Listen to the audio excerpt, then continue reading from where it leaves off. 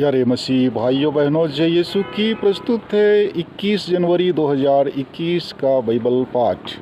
पहला पाठ जो कि इब्रानियों के नाम पत्र अध्याय 7 पद संख्याएं 25 से लेकर अध्याय 8 के पद संख्याएं 6 तक से लिया गया है। जो लोग उनके द्वारा ईश्वर की शरण लेते हैं वह उन्हें परिपूर्ण मुक्ति दिलाने में समर्थ हैं, क्योंकि वे उनकी ओर से निवेदन करने के लिए सदा जीवित रहते हैं। इसलिए हमें इस प्रकार के प्रधान याजक मिले, पवित्र, निर्दोष, निष्कलंक, पापियों से सर्वथा भिन्न और स्वर्ग से भी ऊंचा। अन्य प्रधान याजक पहले अपने पापों और बाद में प्रजा के पापों के लिए प्रतिदिन बलिदान चढ़ाया करते हैं।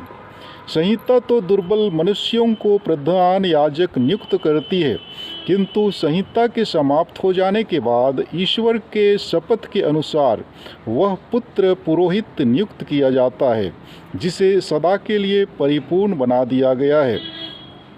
यदि ईसा अब तक पृथ्वी पर रहते तो वे याजक भी नहीं होते, क्योंकि संहिता के अनुसार भेंट चढ़ाने के लिए याजक विद्यमान हैं। यद्यपि वे एक ऐसे मंदिर में सेवा करते हैं जो स्वर्ग की वास्तविकता की प्रतिकृति और छाया मात्र है। यही कारण है कि जब मूसा तंबू का निर्माण करने वाले थे तो उन्हें ईश्वर की ओर से यह आदेश मिला, सावधान रहो, जो नमूना तुम्हें पर्वत पर दिखाया गया उसी के अनुसार तुम सब कुछ बनाओ।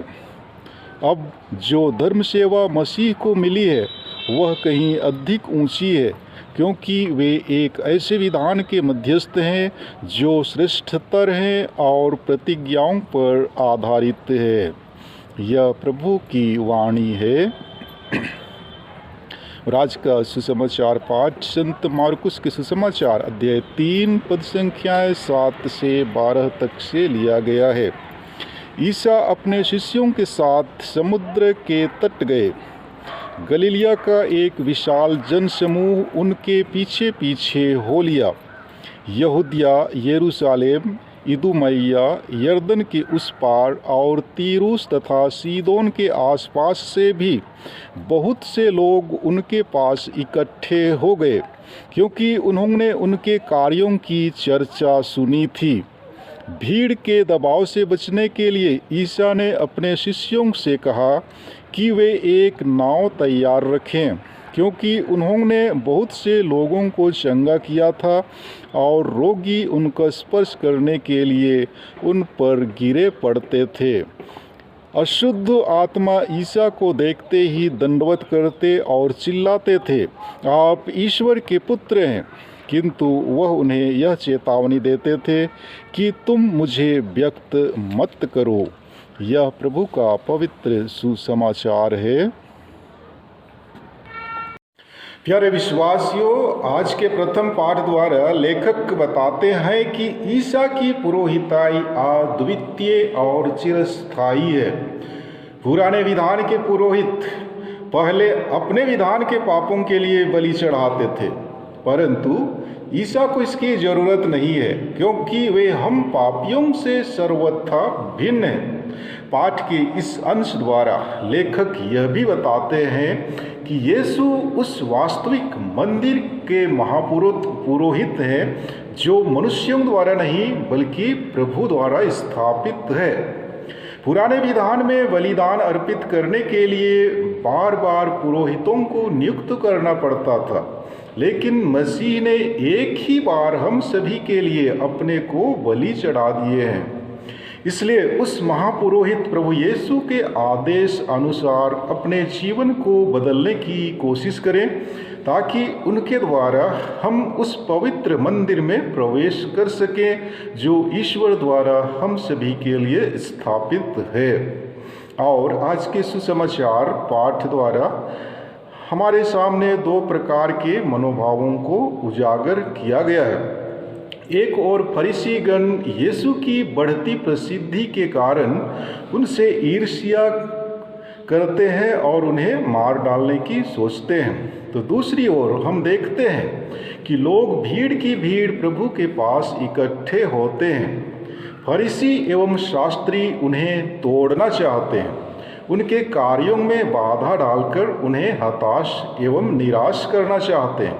लेकिन दूसरी ओर टूटे हुए जीवन से हताश एवं निराश लोग एक नए जीवन की शुरुआत करने के लिए प्रभु के पास आते हैं। जी हाँ प्यारे मसीही विश्वासियों, जो लोग प्रभु के पास आते थे वे अपने जीवन में कई प्रकार की कठिनाइयों एवं मुश्किलों का सामना किए होंगे।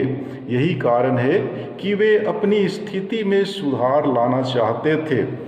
हमारे जीवन में भी जब जब मुश्किलें आती हैं, ये हमारे जीवन की सच्चाइयों को हमारे सामने रखती हैं।